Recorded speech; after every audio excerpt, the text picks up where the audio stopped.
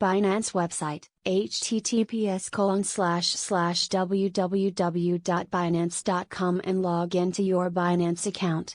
2. After the login, please click Wallet, Spot Wallet, on the upper right hand side of the page, and then click on Deposit in the banner on the left.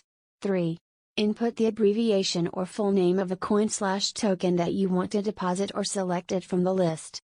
4. We will use BTC as an example.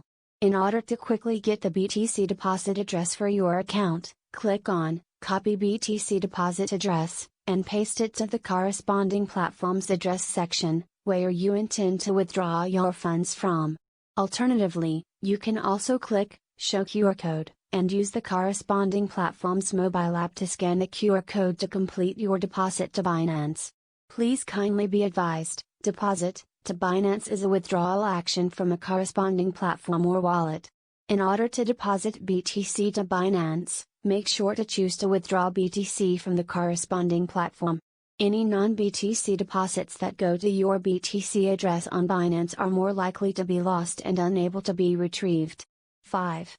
When depositing some specific tokens, it's necessary to input not only the correct deposit address but also the tag section, which might be required for your deposit to be credited.